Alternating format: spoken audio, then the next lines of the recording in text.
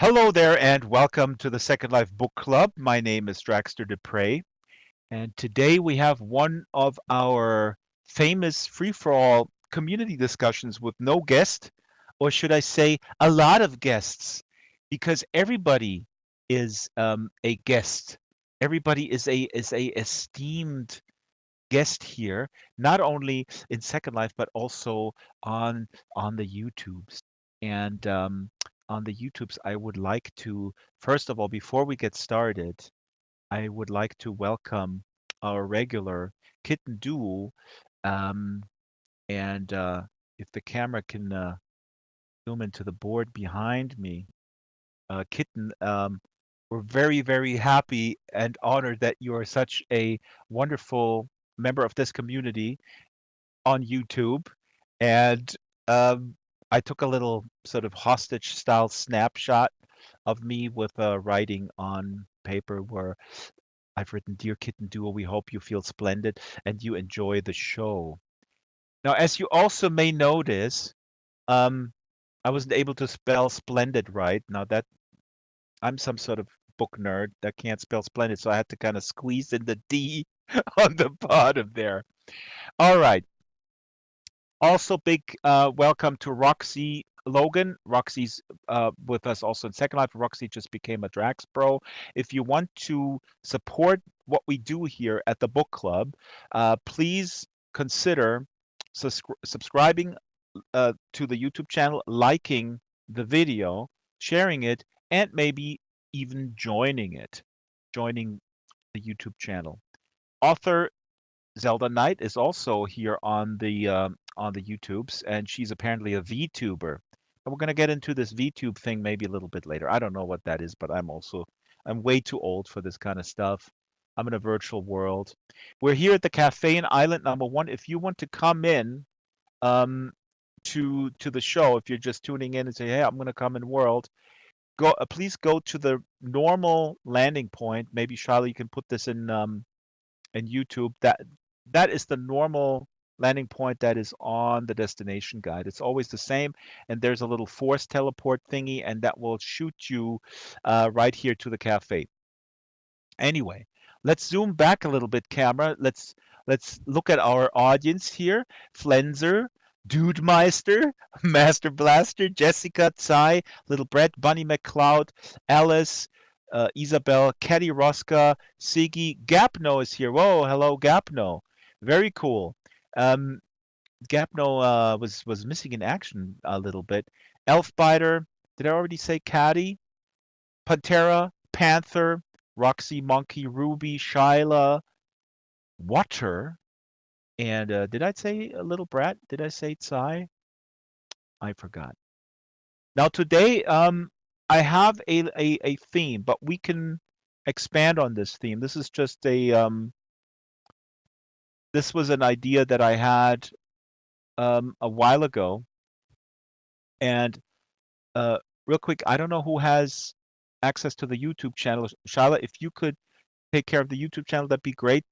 Put those links in there for the book club if people from YouTube want to come in world.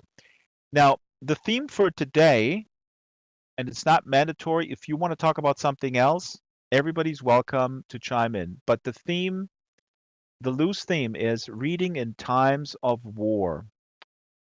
Now, there is newsflash, there is always a war going on somewhere. I'm referring today to the war that is the war du jour, which is the um, illegal invasion of Vladimir Putin into Ukraine. There are a lot of other wars going on. I used to say my son, who was born in 2003, has never seen a day without a war. Uh, Afghanistan, in the American context where we lived, Afghanistan, Iraq, of course, Yemen, ongoing, um, Somalia, any number of places of conflict. Sri Lanka, I was just going to say Sri Lanka, Moki. Thank you. We have a lot of friends in Sri Lanka, people who were on the book club before, Yutanjia Wicharatne, prominently an amazing author, speculative fiction. So there are places of conflicts absolutely everywhere. Um, but the oxygen, what takes up all the oxygen in the mainstream media is, of course, the situation in Ukraine, which is horrible. Uh, my heart goes out to the people who are fleeing. I myself am a son of refugees. My folks were in Poland, and they were driven out in 1945 by the Russian army that came in and pushed out all Germans, naturally. The war should it should really go without saying that the people who suffer in war are regular people. War is not there. There are only losers in war, um, except for people at the very top who are usually not A, on the front lines, B, are not harmed economically by what's going on. So people are now losing in Russia. Regular Russians are losing. Regular Ukrainians are losing. What I find, and I said this before the show, I don't want to get too much into the weeds of um, the politics of this in the sense of a debate about, you know, who is at fault here, who is the evil guy, who's the good guy. This is a complex situation. There is no such thing as a Lord of the Ringian good and evil type of binary thing, although a lot of um, mainstream journalists like to paint it that way. So regular Russians are hurting, regular Ukrainians are hurting, they're all suffering.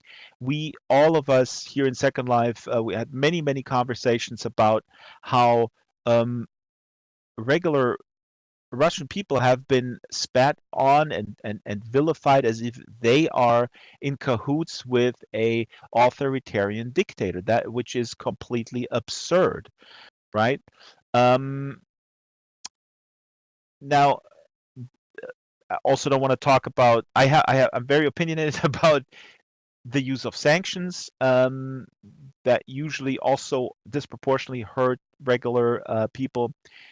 And yeah, I have opinions on all this stuff, but I don't want to talk about this. What I do want to talk about is how do we, as the book community or book nerds or people who find solace and joy in reading, how do we deal with this situation? What choices do we make? What reading choices do we make when we are bombarded with news from a conflict zone? Do we go to escapism? And because Zelda Knight is in the chat, do we go to a Zelda Knight book about romance, vampire romance, right? Which could classify as escapism. And again, I'm using the term escapism not in any way, shape, or form in a derogatory way. Do we gravitate towards that kind of stuff, or do we gravitate towards, wait a minute, there is what is the culture in those countries? Maybe what who are the practitioners of the art? Who are the writers that are important in that part of the world? Do we go towards that type of material, right? Or do we go to, in terms of fiction, or do we go to the history of those places, um, or do we do something completely different, right? Do we read something that has absolutely nothing to do with that conflict, or also with escapism? I don't know. I'm thinking of, like, do we do we read I don't know, a children's book or a graphic novel? So please, anybody, speak up, speak over me, use voice here in world. Interrupt me, because if you don't interrupt me in voice, I will keep talking. Okay. Um, Here, I'll interrupt you. Shyla knows the drill, right? I Okay, know. Shyla, what do you do? What do you gravitate towards in when the conflict, and again, just to reiterate real quick, we're talking again about we live in a world where there's always conflict, but sometimes one conflict is sucking the oxygen out of everything and it's really hard to escape.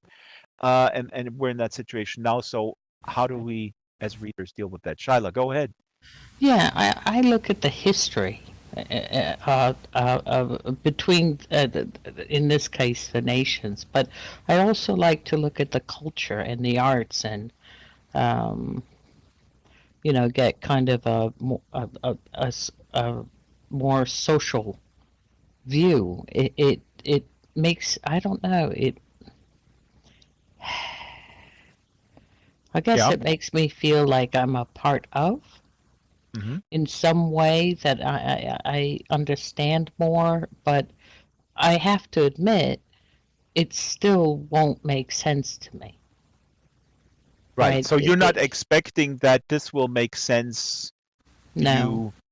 you in terms of what? Like you're thinking, okay, I'm going to read up on the history and the culture, but I'm not expecting to find out culturally what kind of explains the aggression or whatever. This is fascinating that you say that because what I actually find quite appalling, there was a political scientist on German TV last week, and my dad sends me these sort of mainstream shows that I usually don't watch these talk shows because I don't find them helpful. You know, they're not ideological, but they're just unhelpful. I'd much rather watch a documentary if I watch audiovisual content. But there was a prominent German political scientist who said, I'm not kidding you, that they said the Russians have a culture where they embrace death in a different way. So she was sort of like saying in very quote unquote nice words that the Russians are different. They're not really human. It was a completely bizarre moment, and it's been discussed since. But Shiloh, when you say understanding, do you mean like understanding the historical context of that conflict, maybe? No, I just, my my head cannot get around the suffering. Like, there Hmm. just doesn't seem to be any explanation for me of why someone would do this. And I Right. know somebody did, but um, you know, I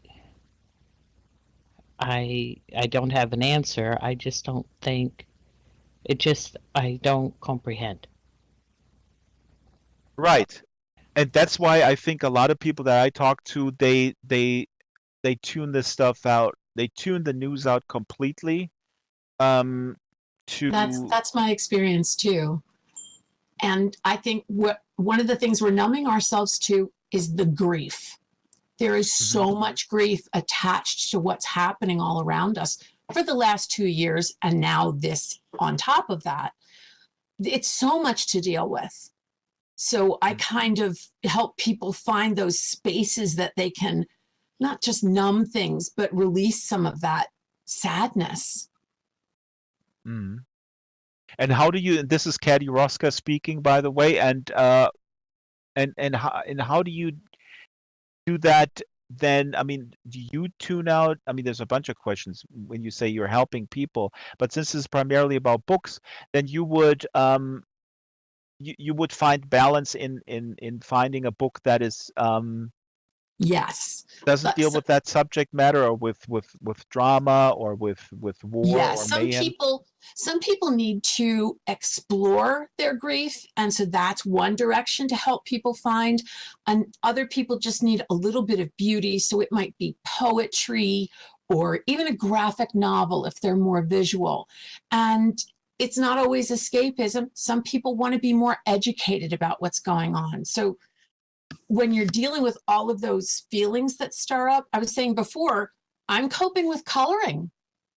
Hmm. I use pages, but I use pages that I just shape with color, and it just relaxes my brain. And that's how I process a lot of this. I just help people find which avenue they need to take, literal, with literature to find what feeds them and what calms them.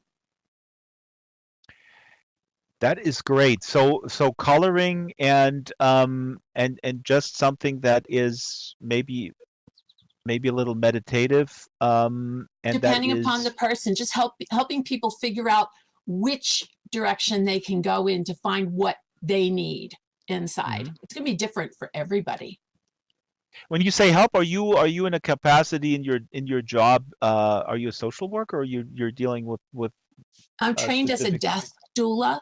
So I Oh, help people at the end of life. I help their family members coordinate their feelings, the logistics, and I deal a lot with grief.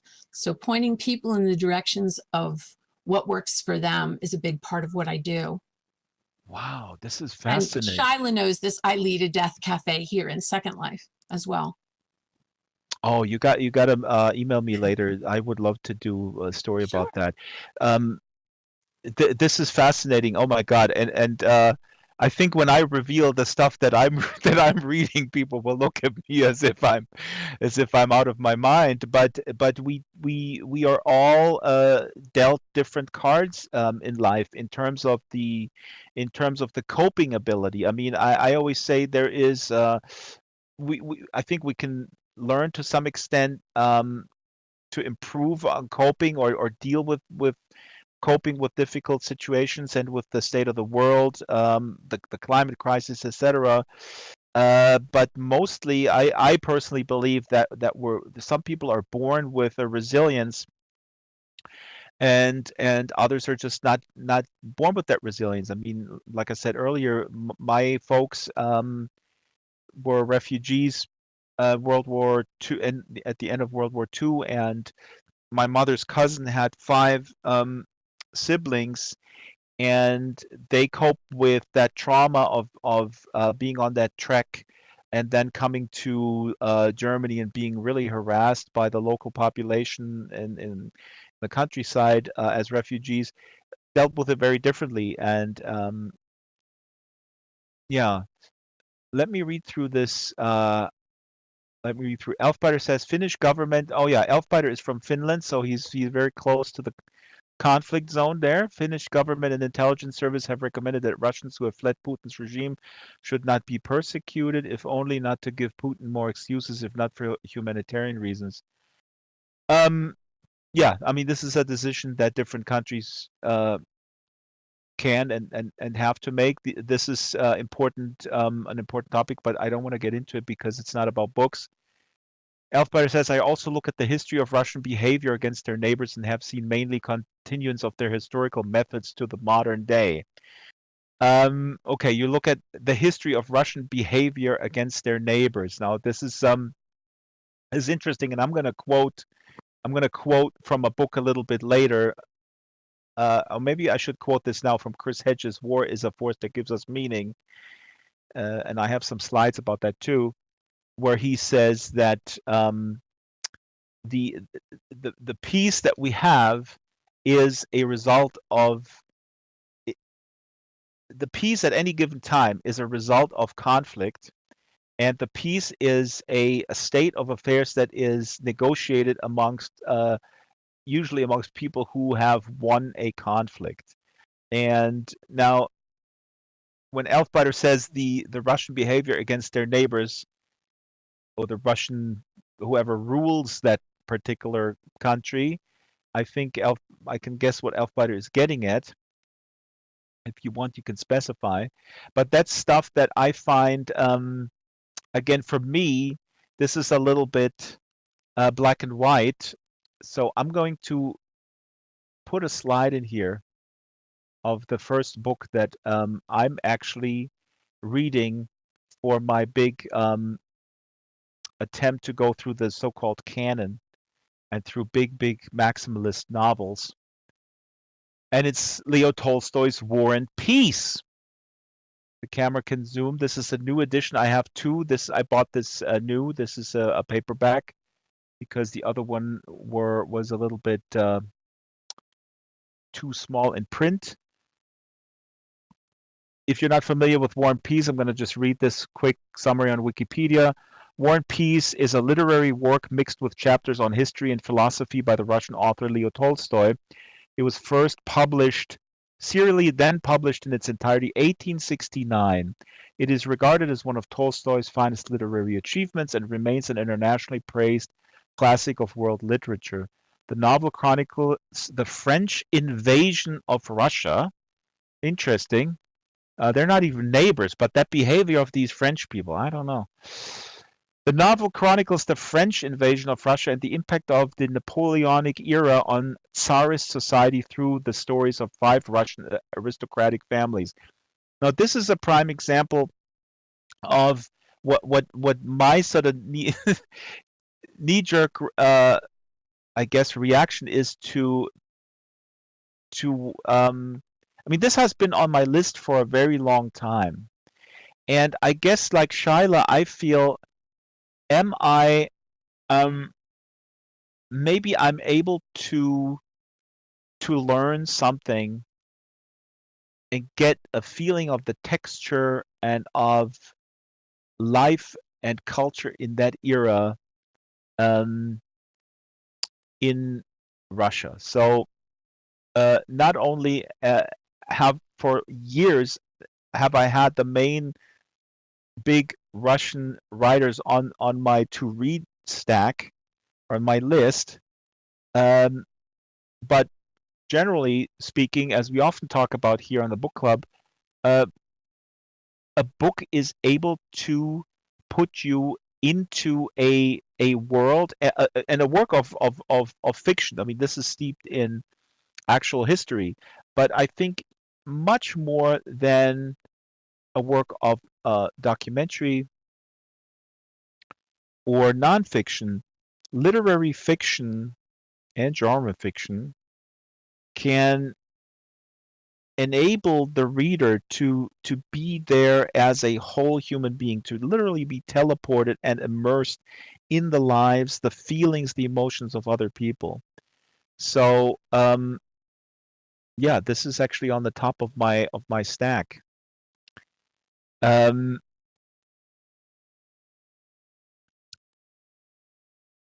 Jessica says it's a coming of age story. It has romance and comedy as well as history and war. It has it all. It has it all about it has the human condition as a whole, says Jessica. So Jessica approves. Elfmeister says Napoleon dared to conquer Moscow, so Russians are mentioning mainly what is done to them, not what they have done to others. Elfbiter is framing this in a us versus them type of thing, which is exactly what I'm trying to avoid, which I find just nauseatingly simplistic. Sorry, Elfbiter, no offense. But I'm going to put another one in here that I'm reading in parallel, and this is nonfiction.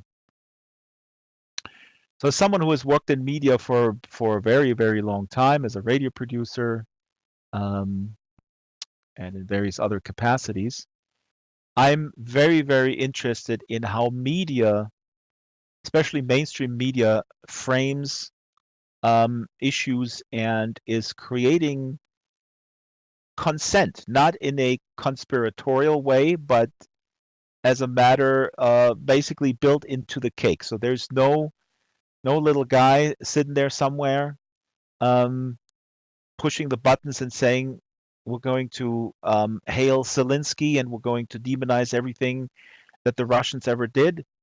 And that's going to be the talking points. And then that person somehow sends out an SMS or a Telegram message, and then that's all over the news. This is not how it works.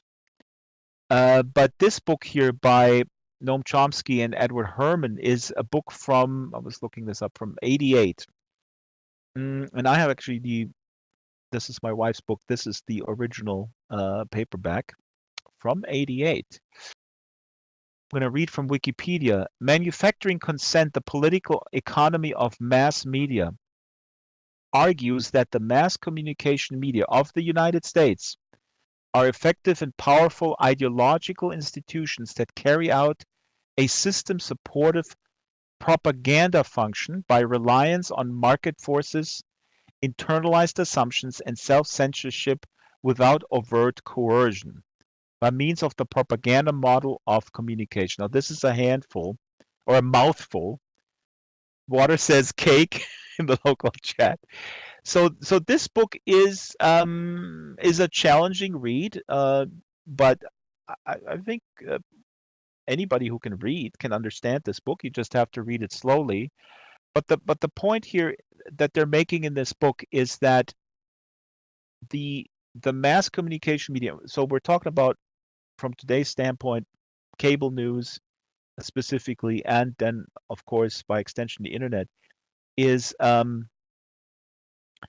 manufacturing a consensus among the populace to believe one thing above another. Again, this is not.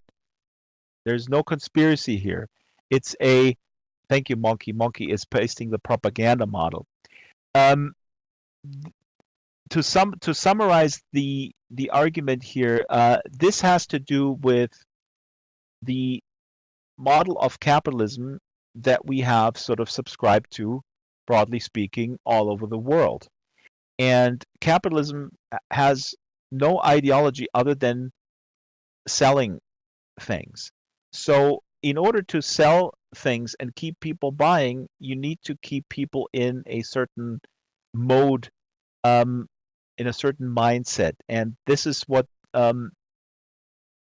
this book is about. It's not that there is an ideological bias, a left-right bias. I mean, there is a conservative bias in U.S. Media, but that it could, it's that's a function of that's mainly a function of, again, what can we sell. So this can shift very quickly when sales go down. So I'm going. This is actually quite difficult to summarize this book, but anyways, so when we talk about propaganda now in the conflict in the Ukraine, people talk about Putin's propaganda, and it is quite shocking that we live in an era where we've all seen these reports where Ukrainians have sent visual material to relatives who live in Russia, and they say, well, we don't believe it. That's propaganda. So this is not what this book is about. That is a function of many different things that happened after this book was published. This is really about understanding how mass media, without, frankly, a leader who tells all these news outlets what to report, that they kind of do it themselves. That it's an echo chamber where nobody really needs to set an agenda. The agenda is a consensus that is inherent in that model. I think I'm doing a terrible job in summarizing this, but it's a really, really important book. And there's also a documentary for the folks who am I doing a good job, Monkey? Kind of. Because I think the word propaganda, as soon as you say propaganda these days, people go like, oh yeah, that's what Putin does. And I go like, no, this is what propaganda, means you have a point of view and you're pushing this point of view forward. And so Caddy is saying the media thinks it's speaking to the zeitgeist, but are setting the tone themselves. Well, commercial media is there to sell things. So again, what I said earlier, if there is turmoil, and the turmoil leads to people not buying stuff, commercial media has a problem, because commercial media needs to sell advertisement in order to produce their content. So their main goal is to keep things at a level of consumption where they can sell advertisements. So that is the censorship. When people now talk about, in media, oh, this guy was censored, this guy was canceled, and people are being canceled and whatnot. Um, the reason why certain people are booted off social media versus others that should be reprimanded is really a function of what are the sales figures, what are the advertisers.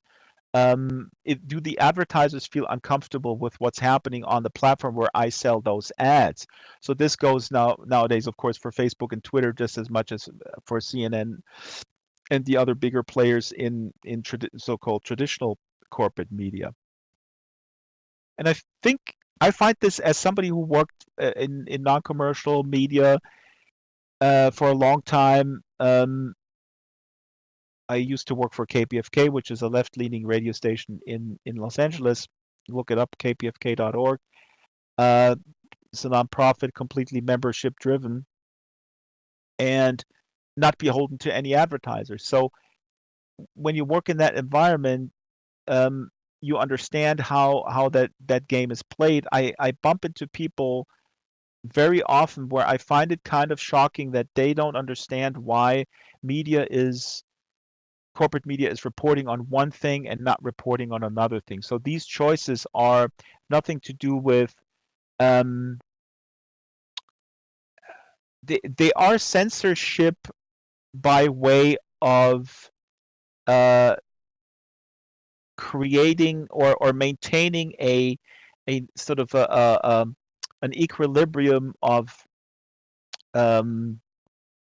flow. It's almost a little bit like Disneyland. When you go to Disneyland, you don't want to be disturbed from enjoying it. So I guess that's why tattoos are banned in Disneyland. This is yeah. Caddy, I'm not sure what you mean by the media thinks it's speaking to the zeitgeist. I don't think that the media, again, we got to be specific. We have to talk about mass media and corporate media. I don't think mass media thinks they're speaking to the zeitgeist. I think that mass media and corporate media, they think that they are very good at selling things, and that's what they want to do, and that's it. Actually, let me just read real quick the five quick points here of the propaganda model of communication. And this is what Chomsky and Edwards Herman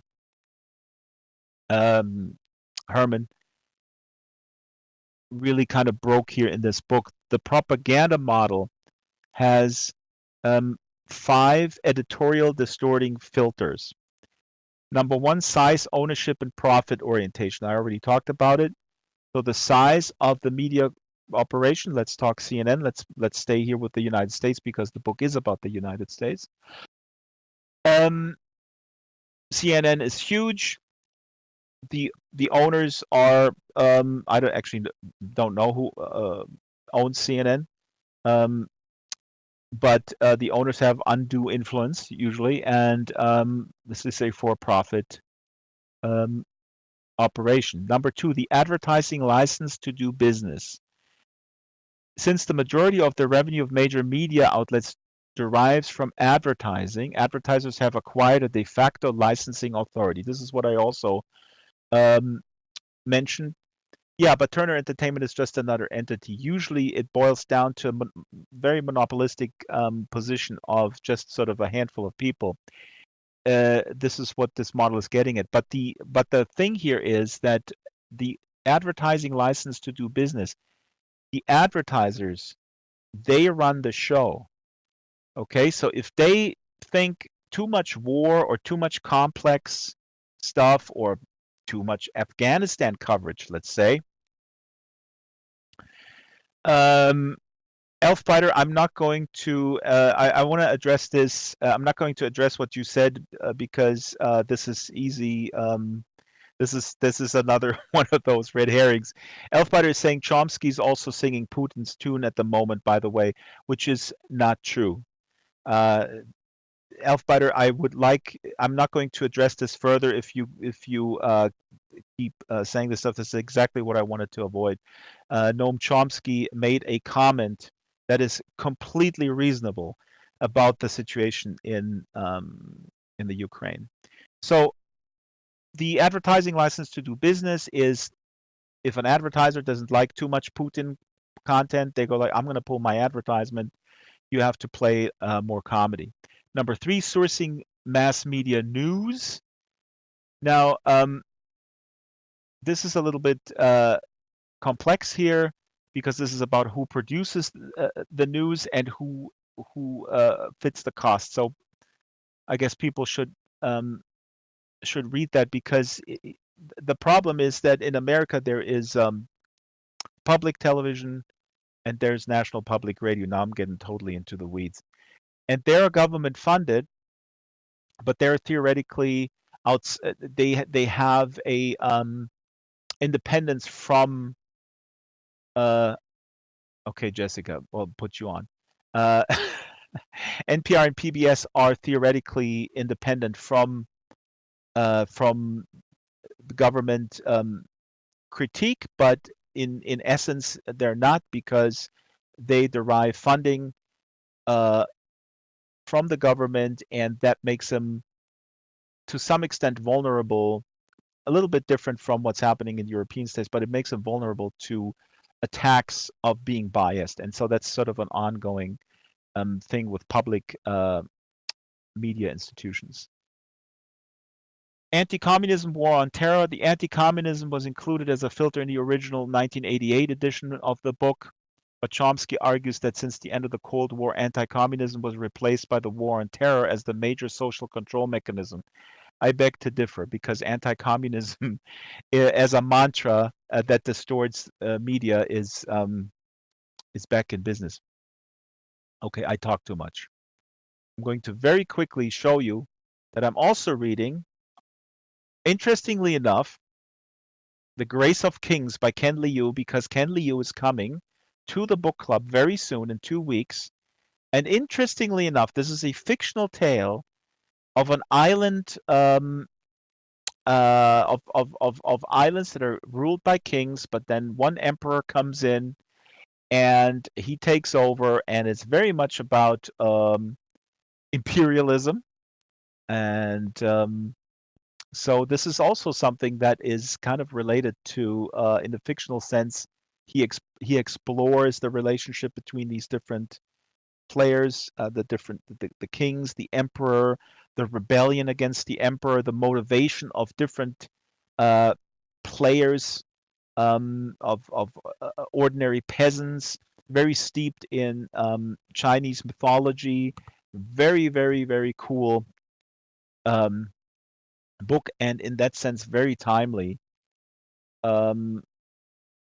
Yeah, because it deals with conflicts of colonialism and imperialism in a fictional sense.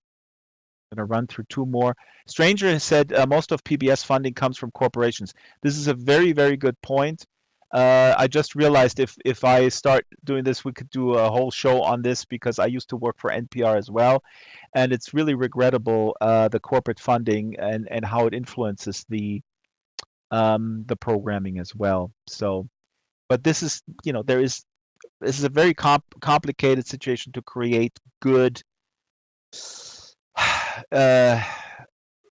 good media, and there's plenty of fantastic media outlets, especially on the internet and magazines. The Nation magazine in the US, The Intercept is very good investigative journalism. So there's a whole bunch out there, but the NPR and PBS model, it's complicated to create a government funded operation that is also independent. In Germany, we have also publicly funded television and radio, and there is always an attack that they're too left, says the right, and then these institutions that are, broadly speaking, still very good here in Germany, they prophylactically tone down their coverage of issues. So this is again what Chomsky and Herman wrote about, is that self-censorship.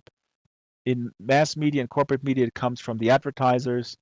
And in public media, it comes from politicians who publicly say, well, we should, stop funding those stations, for example.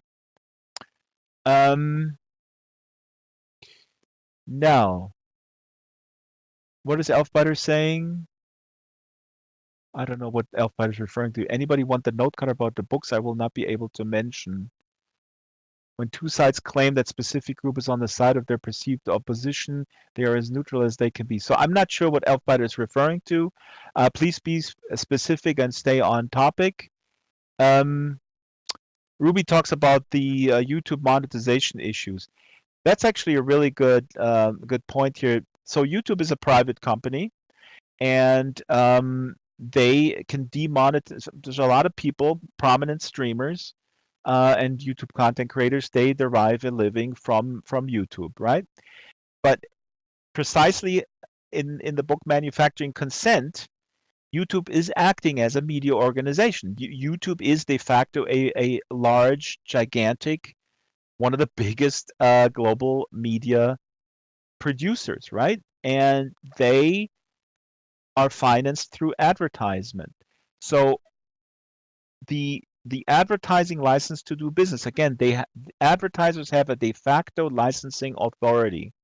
And I ran into this when I wanted to buy a few ads for my pandemic virtual world documentary. YouTube got back to me and said, well, we cannot promote this film because there's COVID, there is pandemic in the title. If you remove it from the title and if you remove COVID from the description, then you can buy advertisement. This is kind of an extreme example. And I'm not saying that there is that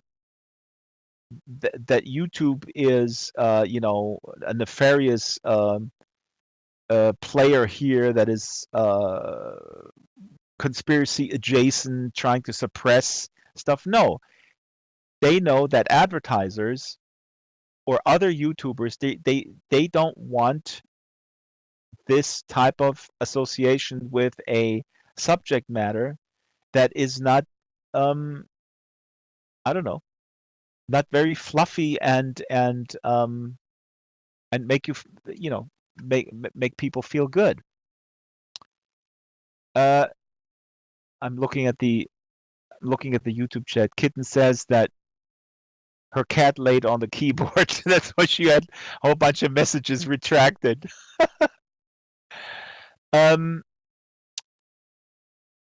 Yeah. Monkey is saying not sure neutrality is generated by two opposing ideas. Yeah, neither do I. That's really incredibly simplifying. I don't know what you guys are talking about. Maybe I'm on a different planet. I'm going to mention two more books, and then I want audience participation. And if there's no audience participation, Jessica will come on stage and talk about comedy, and then also read a poem. Now, this book here, War is a Force That Gives Us Meaning, is incredibly important. I really encourage you folks. Caddy's clapping. Caddy's already like, oh my God, get this Draxtor off the stage. Actually, also, I'm going to read something from Infinite Jest, which is very funny. So, this book here by Chris Hedges is incredible. Less than 200 pages. Chris Hedges is a longtime war correspondent. He is just a fantastic writer. And what is really what is really something important that I learned from this book, and I kind of knew, but the way he very eloquently expresses it, is that in times of war, complexity and nuance is the first casualty. So if you bring up, for example, here in the current conflict in the Ukraine, if you just mention in a conversation, and I'm going to say it now, I didn't want to do it, NATO expansion, you will be shouted down. Okay, I'm just going to let this stand there. Chris Hedges in this book writes a lot about the war in Bosnia in the 90s. He writes about how myths were created, how myths about history were distorted and created and then meshed together to um, to legitimize certain superiorities over other people. The way he describes it is so powerful and so important. He also describes that art and expression is also loses every nuance, and as he terms it, art becomes kitsch only. So there's no art loses the component of, you know, challenging people or asking deeper questions. It just becomes um, it becomes kitsch, however you define kitsch. I define it as something um, that is vapid, something that is there to keep you numb and keep you from really examining the deeper issues. And yeah. Stranger says Chris Hedges is a voice crying in the wilderness. Chris Hedges also teaches, he's really a kind of an admirable guy. He teaches writing in prison, in the prison system. He wrote a book about the US prison system, which is also very good. But he talks here about the addiction to war. He talks about, again, in a way, the simplicity. He talks about yeah, I mean, we hear that a lot, that people who have been in war, when they come back soldiers, they cannot really be integrated. They can't integrate themselves into society. That kind of constant rush and the feeling of being in a situation where you're actually making a difference, you know, something substantial, is incredibly enticing, especially for men. So this is a really important book. And lastly, a book by a former guest, Tlotlo Tsamase from Botswana. This book is The Silence of the Wilting Skin. I just finished this. This is absolutely amazing. This is a book about a kind of a very, very poor area of town that is cut from the rich part of town by a train. And on that train are the ancestors, the people who are deceased. And the people in that poor neighborhood, they let their people go to the train. It's very important that it's a tradition, when somebody dies, they have to catch the train. So they're waiting for the train. And they cannot miss the train or something bad happens. And the main protagonist in that story is realizing that her skin, her black skin, is losing its color and it's falling off. This book is amazing. It's 80 pages. Well, it actually says on the cover, it's a surrealist masterpiece. It is extremely surreal. It's just drenched in metaphors. Losing your skin color, putting cottons in your ears. It's just incredible. The themes are, of course, losing your heritage, being forced, surprised by capitalism and gentrification, to lose your connection to your ancestors. Absolutely astonishing. So let's see here. I've talked enough. Caddy says, isn't art also one way that oppressed cultures and groups of people are allowed to express their views? Yes, Caddy, and this is actually what Chris Hedges also addresses in the book. Absolutely. But through this sort of centrifugal, God, I can't pronounce that word, force of war, everything has to serve the war effort. And he talks about that too, that these very expressions, these diverse expressions, are being, they're just being shut down. Some people just shut down themselves, and or are being chastised or shamed that they would engage in something. Again, it's also in terms of nuanced discussion. The nuance just goes out the window because people say now is not the time. Now is not the time. Now is the time to fight and win this conflict. Yeah, Ruby Tlotlo, this story really, you should read it. I know that you'll enjoy this. This is just amazing. So yeah, a whole bunch of different things. Monkey says, Caddy, not always. Colonized cultures have also been forced to keep making the same kind of art, preventing them from exploring new techniques and forms of expressions. Absolutely. And interestingly enough, The Silence of the Wilting Skin here by Tlotlo also talks about that, because this is, again, I don't want to give too much away. It's just, it's everything is wrapped in there.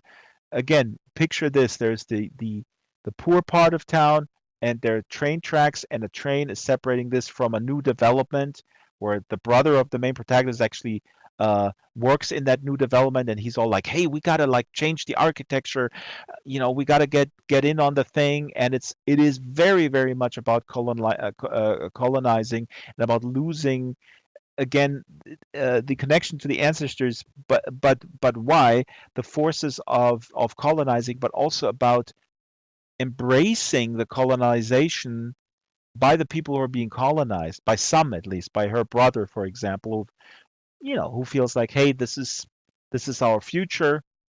Why do we cling on to these old traditions, like our language, for example, or the superstition? He dismisses the thing with the dead people on the train as superstition and that kind of stuff. So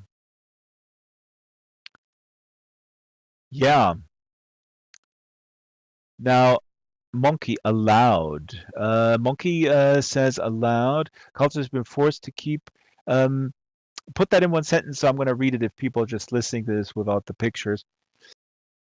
Yeah. Caddy says agreed, but it is one way that art is both allowed and managed. Yeah, but what is allowed exactly? Right. So the colonizer's going to colonize, as the kids would say. Jessica, I would like you to come on stage now. I'm chuckling. I've got the stage at last. At last. At last. The man. Okay, I want to absolutely trash what Drax has just said. Please. In a nice way. I hope I'm clear voice-wise. Yes. Okay.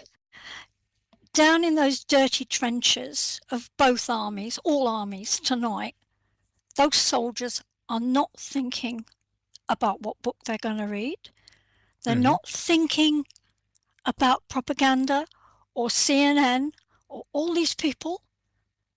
What they're thinking about is what we always send them and what they always want during wars, and that's comedy. It is the best weapon against dictators, works every time. And then you look at the novels, the funny novels and the funny plays that have come out of war, and you see a clearer way through it all.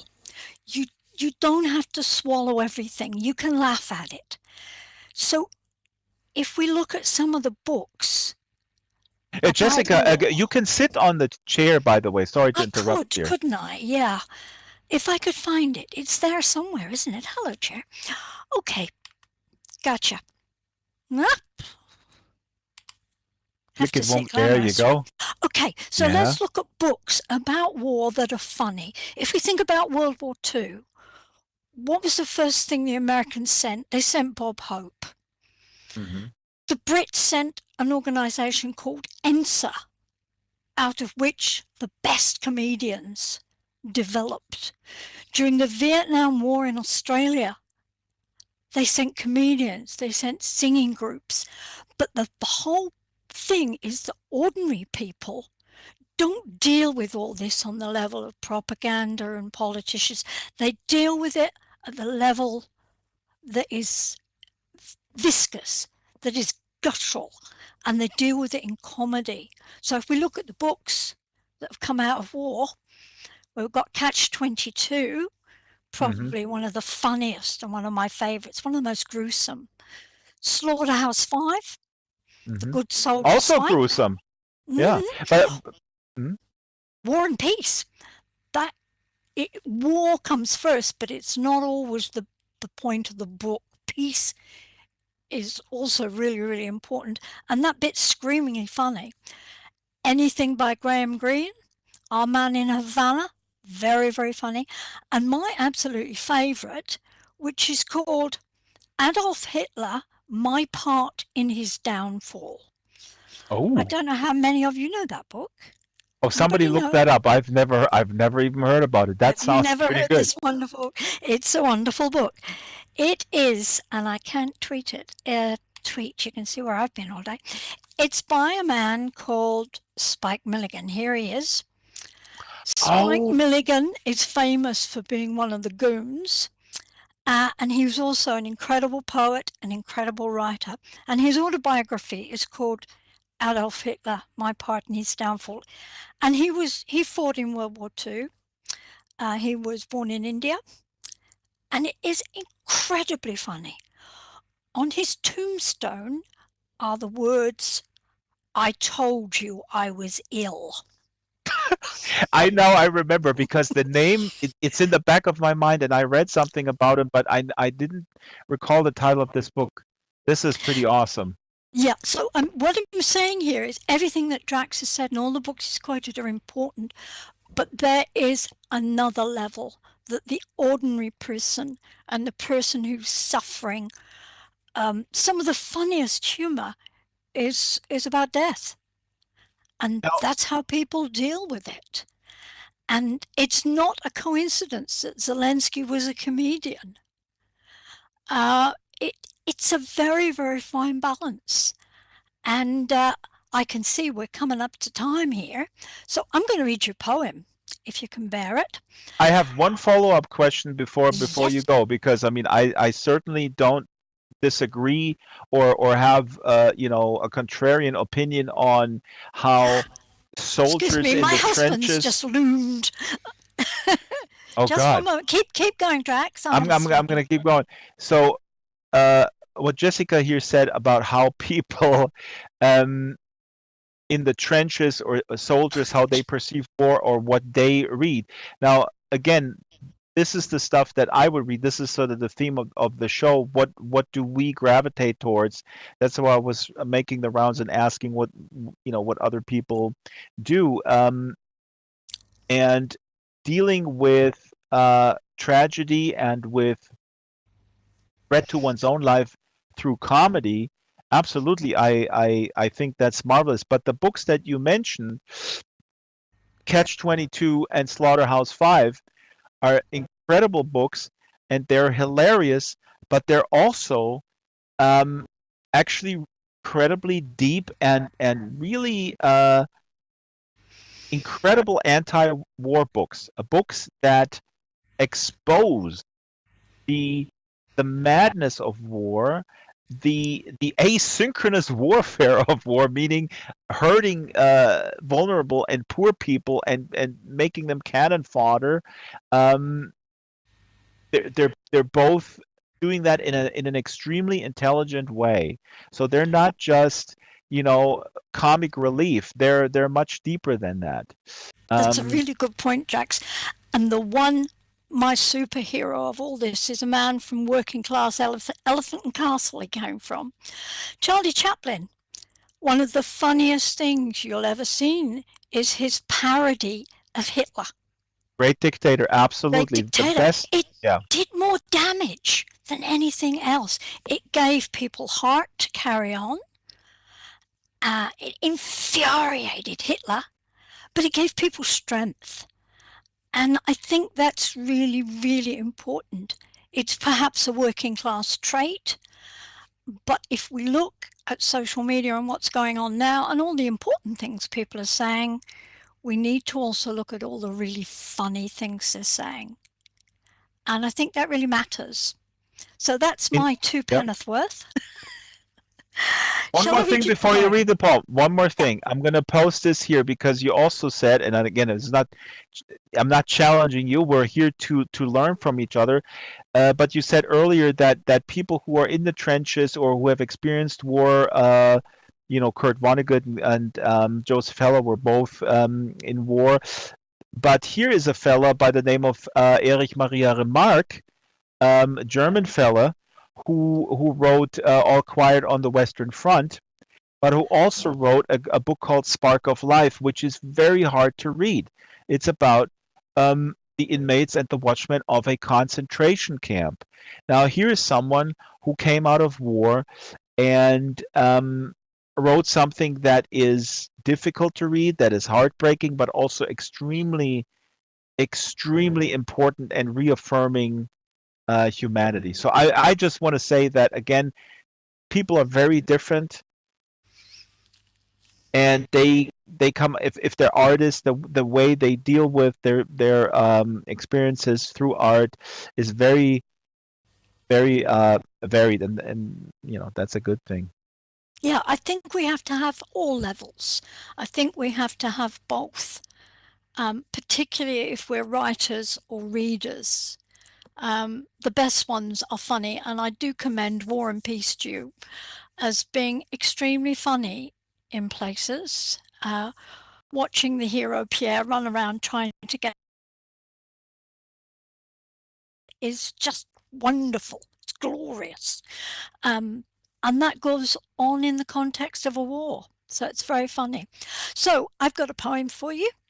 This poem is by Spike Milligan, the wonderful comedian, and it's called The Soldiers at Laro.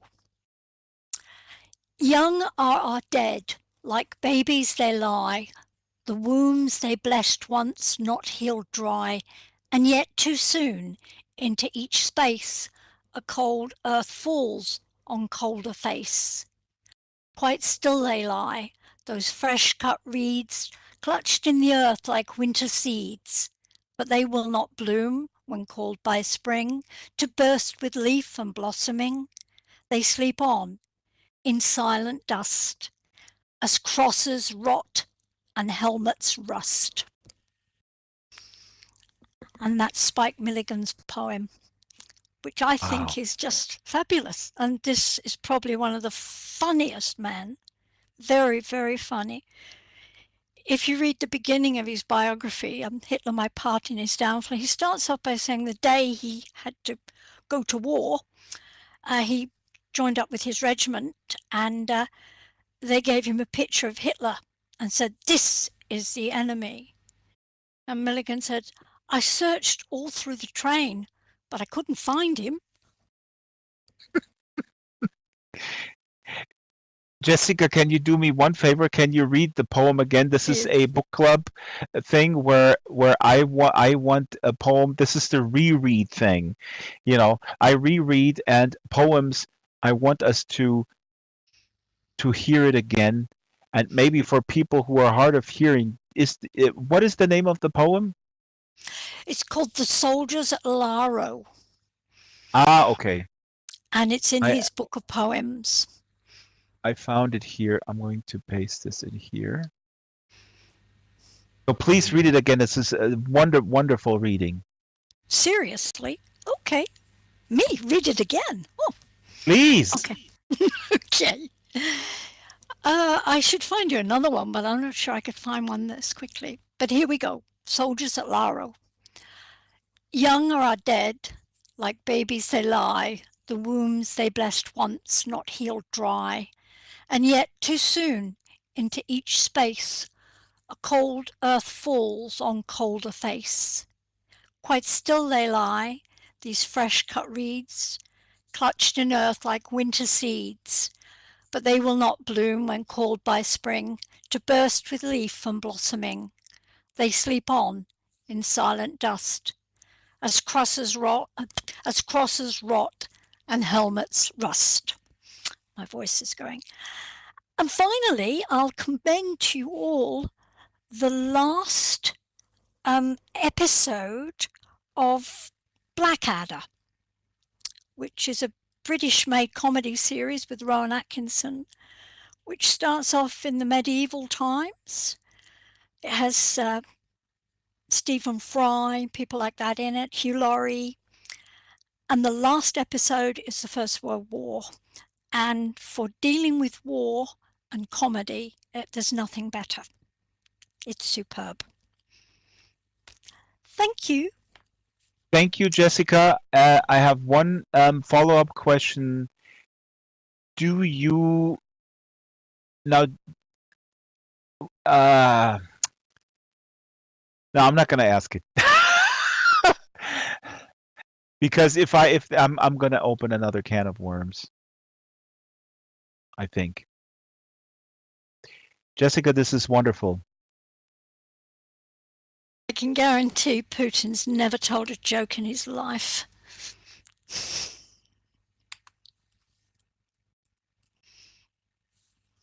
I almost wanted to bring up a book, The Kindly Ones, if somebody has the yes. link. But The Kindly Ones is also an incredibly hard read. It just comes to mind when you said Putin never read a joke or heard a joke or can tell a joke. In The Kindly Ones, there are any number of Nazi greats who love classical music. I don't know why I'm saying this, but this is one aspect of The Kindly Ones, which is a really hard read. It's about an SS officer who kind of falls up the ladder in a weird way. My reading is he's not very ambitious, but he becomes very successful, and then he runs a concentration camp, and it's extremely brutal. Half the book actually plays in the Ukraine, where the Nazis were running the show with a lot of Ukrainians helping the Nazis during World War II and during the occupation. And in The Kindly Ones, this main character is actually a gay character, but he suppresses that because then he becomes this careerist in the SS, and he observes and commits absolutely unspeakable crimes that are described in gruesome detail in the book. And the book was criticized for that, for the description of murder, of mass killings, of what's going on in concentration camps. I'm not going to go into the detail. It is incredibly brutal. I personally think that it's absolutely important for people, if you can stomach it, to remind yourself of this brutality and how it has to be avoided by any cost, through diplomatic means, through whatever is possible. And there is no, and I just want to say this and then I'll shut up. I was a pacifist, and I'm still a pacifist in this conflict. And what is actually also totally nauseating is that people who are self-classified as pacifists are derided as weak or evading the issue in this current conflict. Elfbiter says, "You will never shut up." Elfbiter, I've been asking for the last hour for people to chime in, and a lot of people chimed in, and it's wonderful. But if nobody chimes in, I will keep talking, Elfbiter. That is correct, because I have an audience, and the audience has tuned in on YouTube and here, and they want to hear stuff. So, Elfbiter, thank you for your comment. But that is such is the nature of a host of a program. When a host of a program, if it's a radio program or a television program or a virtual world program, is the host of that program, that person has a duty to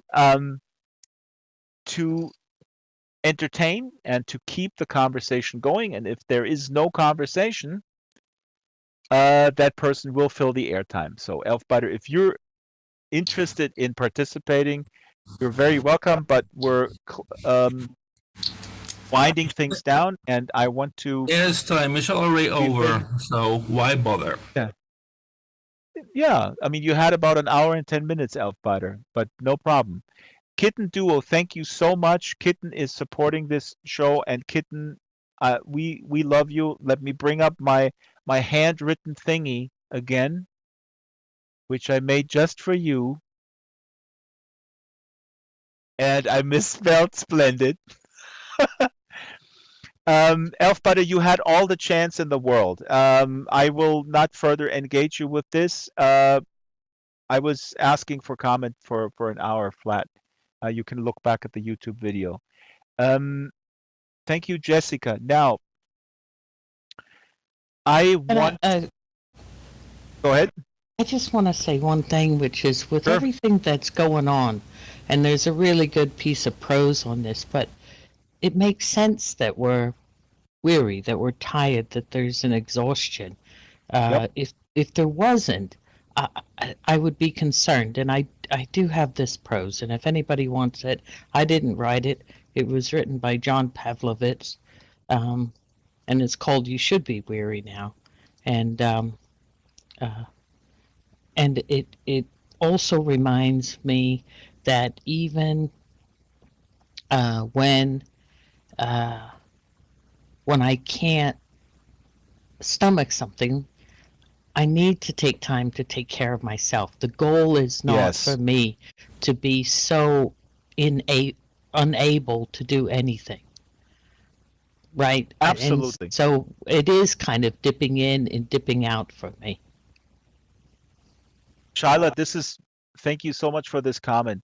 And this is what I was trying to say earlier, that I believe that people are born with different abilities, and some train themselves to be, have more coping abilities, whatever. But we need to be really, really mindful of the difference in people's ability to cope with this kind of stuff. I know plenty of people who would also scoff at someone who tunes out the news, for example. I find that incredibly ableist and arrogant, quite frankly. I say this as a news person. Sometimes I am dismayed how people are not engaged in the issues, but that is not the same as someone who needs to take care of their own mental health. This is the number one thing. The world is brutal. The economic system that we have all sort of subscribed to,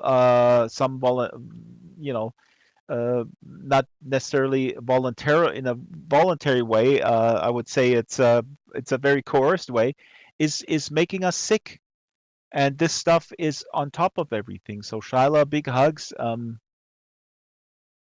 Is this a long read? Should I read this from John Pavlovitz? It's a little bit of a read. I can read it if you want. I think that would be awesome. But it's a bit of a read, and I'm thinking, Caddy, did you turn me on to this?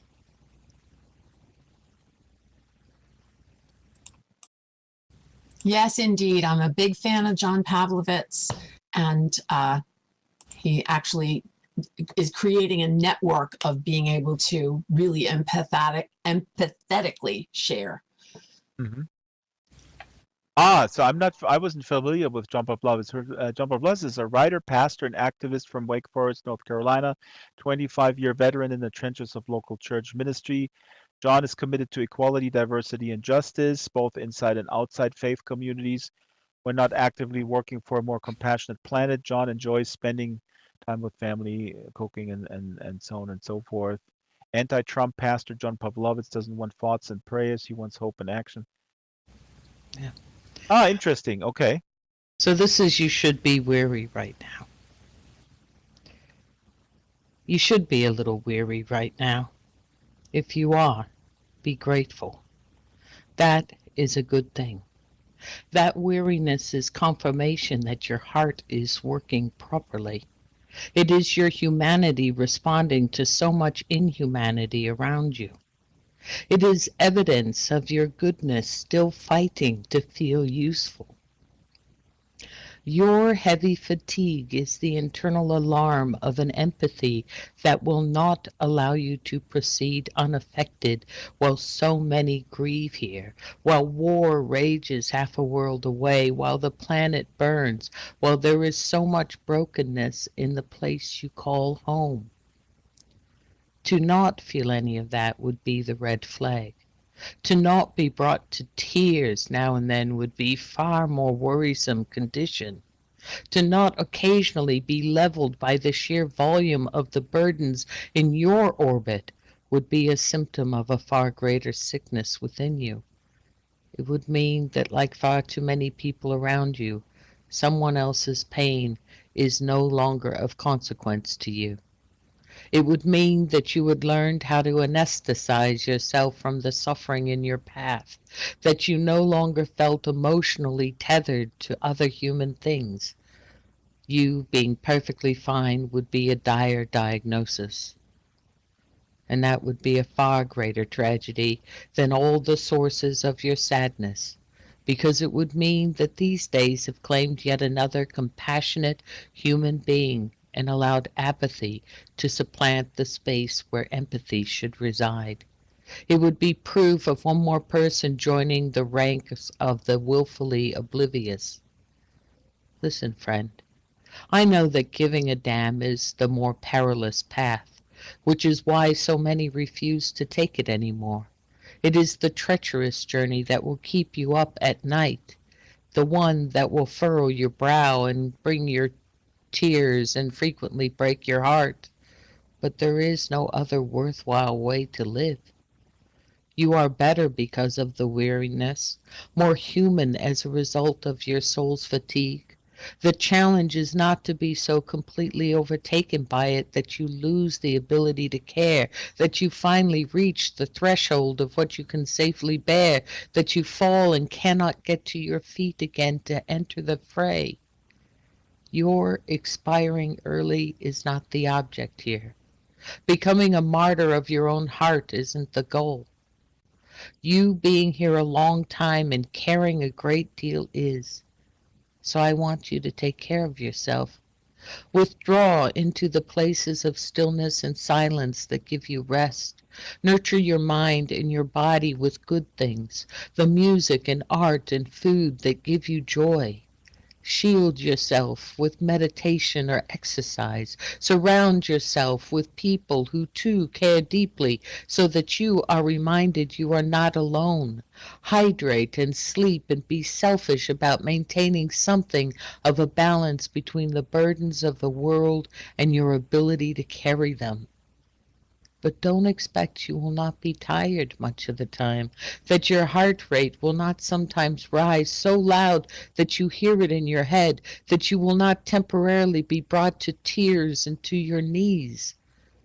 You may be tempted to envy those who do not seem to care because of how easy it seems for them, but resist that.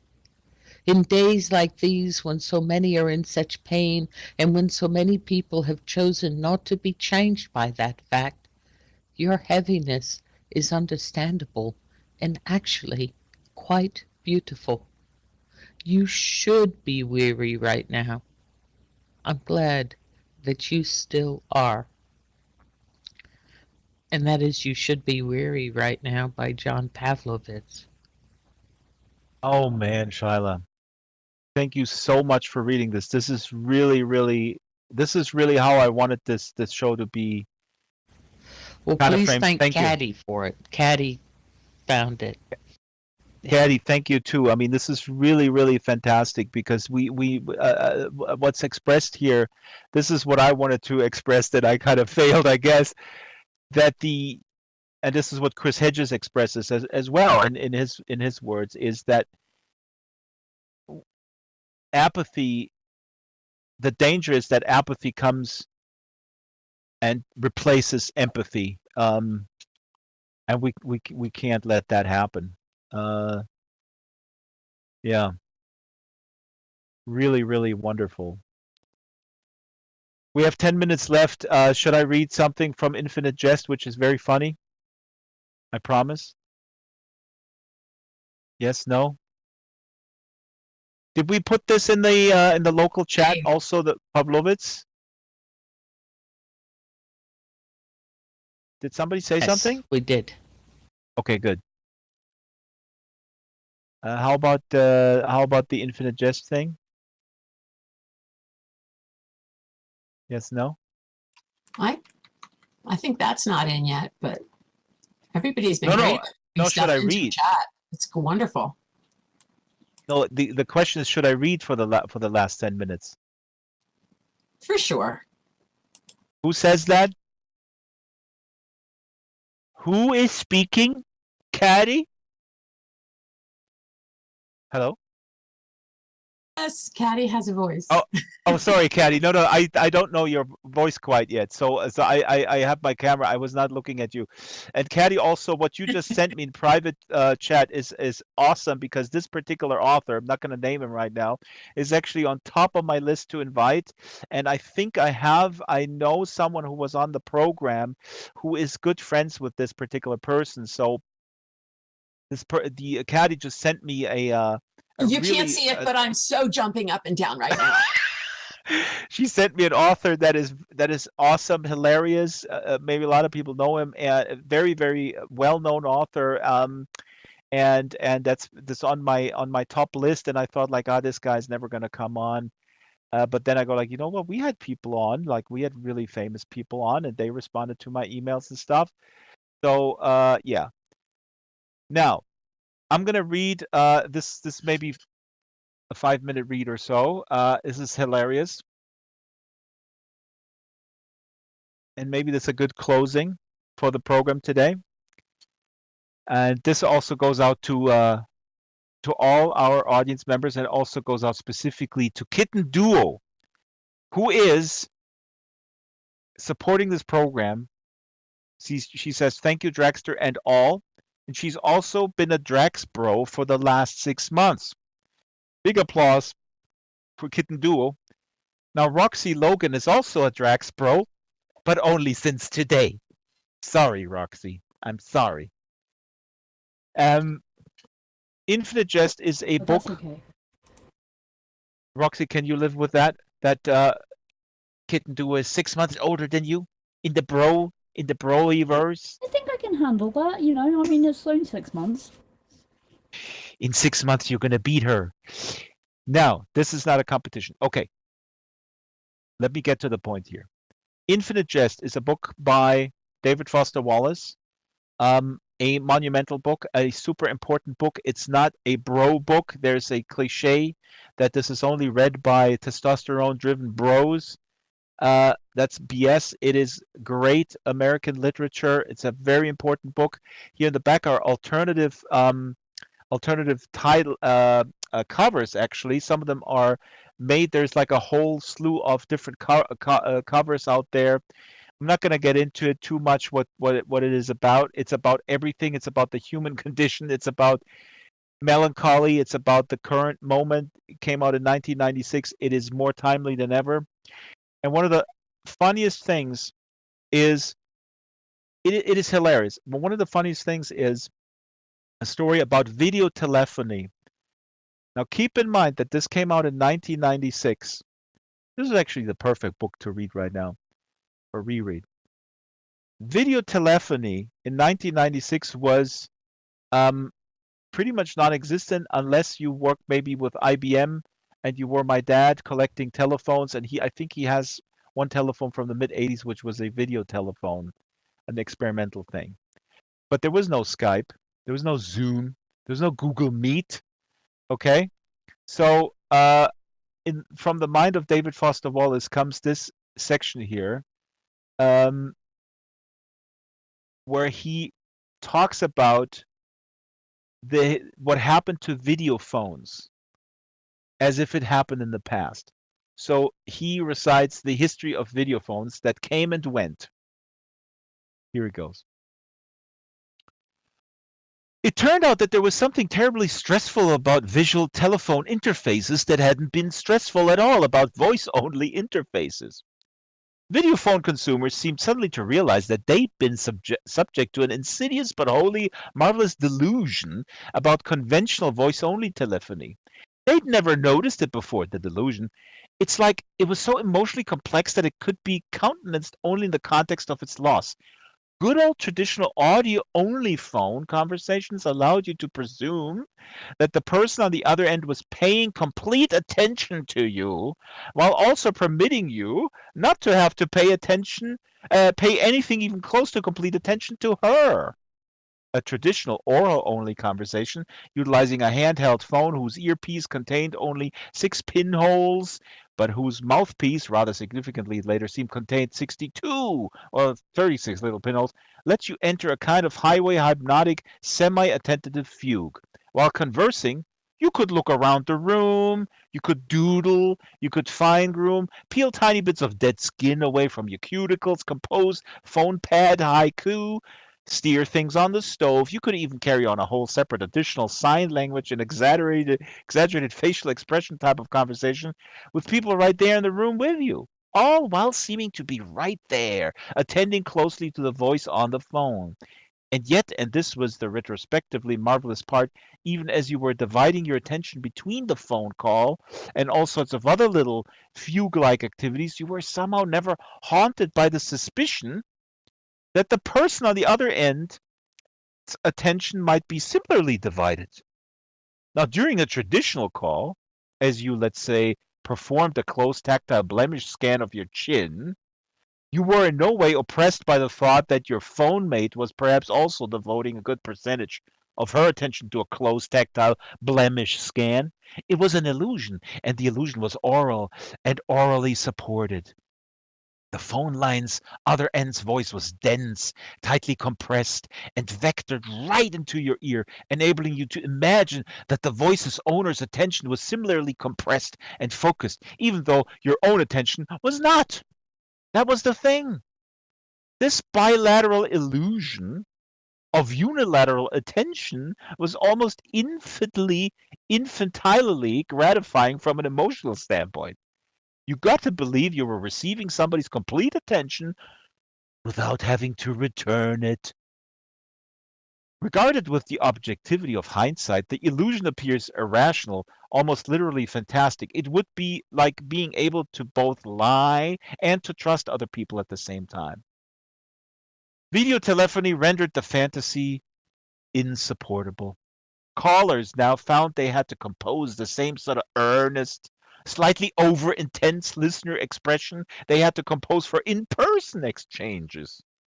Those callers who out of unconscious habit succumbed to fugue-like doodling or pants crease adjustment now came off looking rude, absent-minded, or childishly self-absorbed. Callers who even more unconsciously blemish-scanned or nostril-explored looked up to find horrified expressions on the video faces on the other end, all of which resulted in videophonic stress. And that's from David Foster Wallace's absolutely brilliant Infinite Jest. This book is hilarious. It is deep and it is hilarious. 1996, talking about Zoom fatigue. Absolutely. It actually goes on and on. What is really cool, this is just a small excerpt. Maybe I'll continue next week or when we have the next one, because what he's going on then about, it gets even funnier, because he then goes like, people are making basically VTuber type masks to mask themselves and then it goes even crazier. People put like whole like plastic masks over their entire heads where they always look really nice and attentive and smiling and nodding, and then people go like, okay, if I have something over my head, why don't I put it all over my body? And then it goes even crazier and crazier, and then a whole industry explodes, like they're selling basically what amounts to avatars basically. Then they're selling them, they sell full body avatars, then they sell animation avatars. I mean, really, then we're talking about VTube essentially. And then he goes on, and then at the very end, hello, emojis. Absolutely. Emojis, it's just bigger. Yeah, and then at the very end, the conclusion of this segment is then that everybody goes like, "Oh fuck it, we're gonna just go back to audio only." So, if you haven't checked out, if you're not familiar, if you have been told Infinite Jest is somehow pretentious, whatever bro literature, don't believe it. It was hyped at the time. There's a whole history how it was so had that reputation. It is really the finest contemporary American literature. All right, that's it for the show. Oh, I have one announcement to make. Now, people was like, "What is a VTuber?" I have an announcement to make. Here's a little glimpse of what's going to happen in the future. Camera, please zoom in. Zoom into the big board in the back there. This is made by Ruby, and this is going to be the Draxtor book VTuber type guy. I don't know yet what the show is going to be called, and I have not decided when it starts, but it's starting soon. I was initially thinking over the summer when we're taking off with the Second Life Book Club, but maybe I'll start sooner. So this will be a fully animated little VTube guy who's going to talk about books, and it's going to be a one-way conversation where people can chat on YouTube, and I will look at the chat, but it's not going to be as fun as this. It's this is the best way to sell a new show. I have a new show, but it's not going to be as fun as what we're doing right now. So this avatar is made by Ruby, based, of course, on my trademarked Draxtor avatar, who is the one and only, the one I love, and that's going to be another weekly thing, probably on Fridays or Saturdays. Zelda Knight says she's gonna buy an attentive avatar. Oh my God, Zelda! I'm gonna message you later. There is a young black woman who has the best Infinite Jest review, where she basically, I think it's titled "Why Infinite Jest is Not Only for White Bros." She's in her mid-20s, maybe, and she talks about that weird reputation of Infinite Jest as this sort of, I keep saying bro literature. I don't even know if that's a term. But anyway, just thinking of you, Zelda. I'll email you this later. I can't find it right now. But yeah, so that's the announcement. So stay tuned. I don't know when this will be coming. This VTube, BookTube, DraxTube crossover. But of course, I'm intensely ambitious, and I need to be the first one. And now that I know that Zelda Knight is also a VTuber, she has it in her description. My life's goal is to beat Zelda Knight. Can somebody put Zelda Knight's website into the local chat, because Zelda was a guest here, and she is coming back, and Zelda is just a wonderful, inspiring person, author, book active. I think we should call Zelda book activist, because she's also publishing. She started her own publishing. I mean, really, really cool. Please, somebody find Zelda Knights. Here we go. Ruby's putting it in a local chat, and Shyla maybe put it in the YouTube chat. And we're gonna wrap up. And here's Shadow, a big snake. Unfortunately, a little bit late, but that's okay. I'm gonna wrap up the show. Did I forget something? Yes, I did. What is next week? What's happening next week? Next week we're gonna talk about memes. Who here knows what memes are? Anybody knows? What is a meme? You do? Okay. Okay, explain real quick for us, for the original term, current use. What's that? Original use for current use. I don't understand. Original use or current use. I'm asking what a meme is. Yeah, original use of meme was an information gene by Richard Dawkins. And what is it used for today? What is it used for today? I'm a boomer. Visual jokes mostly. Okay, so for people who basically don't read. Oh God. Well, those images usually include some text, but they are very small, very short jokes. Very short. So something for the current times where nobody has any type of attention span longer than 3 seconds.